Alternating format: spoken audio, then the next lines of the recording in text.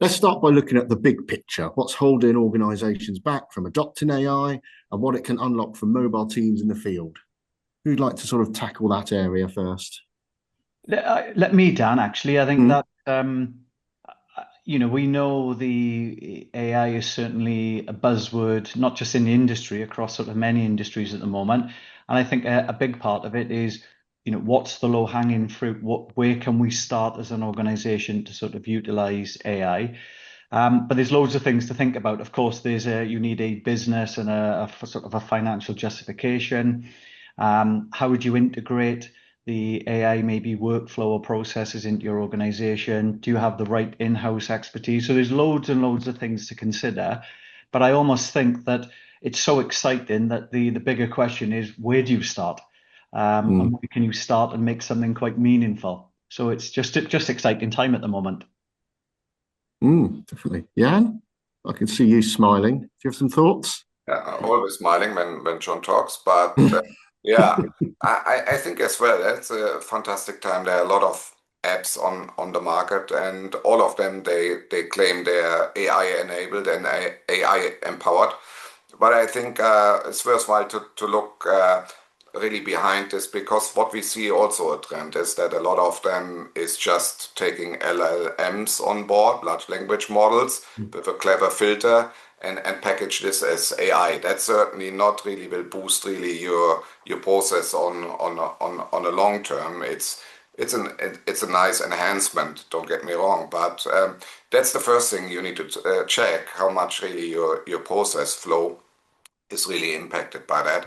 But also in Europe is quite important to look into GDPR. Some of them, or the majority of them, of course, claim they're GDPR compliant, but when you look behind the scene, you will see maybe the hosting of your private customer data is not happening in Europe. Or maybe when it comes to automated emails, you will see they are not so strict handled as it meant by the European GDPR law. Yeah, this is my 5 cents on it.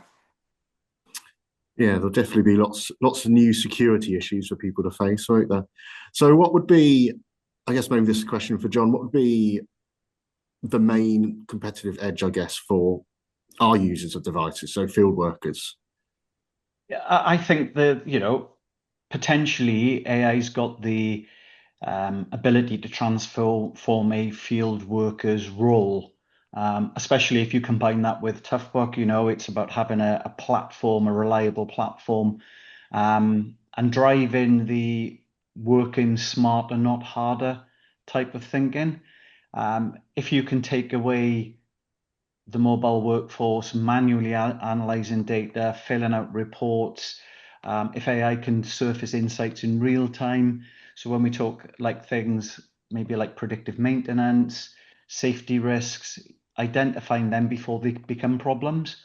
And the big thing I always sort of try and, in an IT role, and certainly for a mobile workforce, you want to allow the users to focus on their job. So you don't want the field tech to become a barrier. You want it to become their valued assistants. So if you've got huge amounts of intelligence at your fingertips, especially in harsh and remote environments, it can give you a real edge in terms of efficiency, accuracy, and speed. So really, it's got the potential to really transform our typical, what we call field workers types of job and role. Mm, love the idea of working smarter, not harder. Sounds like a bit of me. And so if we just go back to what Jan touched upon with security, I guess Margarita, you're probably best placed to sort of talk about what sort of issues large organizations might face when implementing AI, on a huge scale. Yeah, do you want to sort of talk about your sort of experience, what you've seen? Yes, absolutely. So when companies struggle with AI implementations, there certainly can be many reasons, but most of the time it comes down to 5 key blockers. And the good news are that many of them are solvable with a right mindset and a dedicated structure in place. So blocker number one is for sure no clear strategy. You can't just do AI. It needs to be in line with your management goals. There need to be some dedicated KPIs in place to measure the real impact.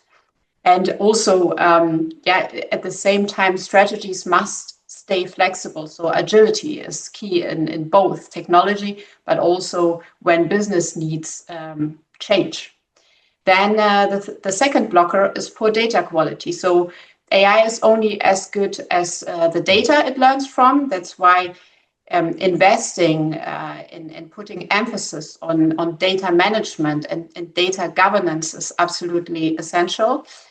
Employee resistance is a very, very important area. So change without internal buy-in won't be successful. So upskilling here is key. Having a dedicated upskilling program in place, having a dedicated change management approach in place is absolutely significant.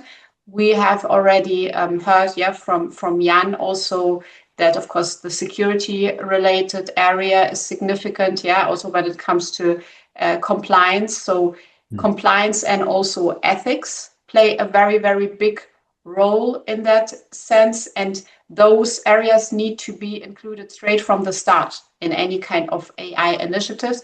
And last but not least, one of my, I have to say, favorite areas is unrealistic expectations. So there are people who think, okay, I can now do everything with AI, and others who don't believe at this at all. And you need, of course, to address all those extremes. And in that particular context, please let me refer and bridge to the famous Amara's law, saying that we tend to overestimate the effect of a technology in a short term, but underestimate it in the long run. And this is what we observe quite often. So in the end, the success with AI is not just about tech, it's about the people, it's about the structure, agility, and a long-term thinking as well.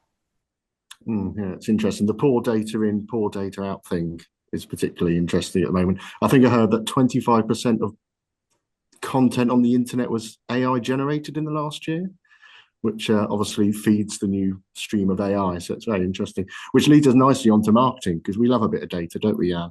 So what sort of issues do you predict or see now with marketing and AI? This is a perfect segue, what you just said there. And I love this comment you're saying that a lot of content is AI created, because let me say I'm for marketing. I can make this statement. Marketing, I think, is leading in some cases the AI adoption. We're using that for AI analytics, AI prospecting, but also AI content creation is as you just mentioned, the case is, but I call it the AEU dilemma. So in the past we had search engine optimization, but now we have the AI search engines, which come more and more into the play, get more prominent. And guess what they're doing then? They sanction AI created content. They put less value on them into their search algorithm. So that puts a dilemma to the marketeer. The marketeer wants to embrace all the AI apps, but maybe not to the degree he want to do. They want to do. So basically, that's a little bit dilemma what we see. And at the moment, I still see that's holding back a little bit the adoption. And we have still a human interaction involved, but maybe it's not the worst case, that you always have a human wrap over of, or a human check, a human wrap over of content created. And Dan, may I add, I fully support that, and I share this view in the sense that AI content also lacks a clear brand voice. Is often too generic, without, of course, without the missing the input. And as Jan says, so the human review is absolutely crucial in that sense. AI supports, but does not replace marketing expertise. This is something that everybody needs to understand. It's exactly what we see, Margarita, isn't it? So the expertise of a marketeer is a little bit shifting. We see the shift is starting there, that you need a little bit more analytic skill, a little bit more programming skills, prompting skills, look a little bit behind, start more orchestra, your app toolbox. But certainly we are not there that AI is replacing anybody in marketing, because that what Margarita said, that human interface is still needed. Right? Oh, it's good to know my job is safe. It reminds me a little bit of when Wikipedia first came out. There's always jokes about it having poor quality articles and things like that. And then I think eventually people have sort of learned to use it as a starting point or a tool to do a bit of research, but then digging deeper. I see it the same with AI generated content. Use it as a starting point for creating your own unique piece of content, is how I'd use it anyway.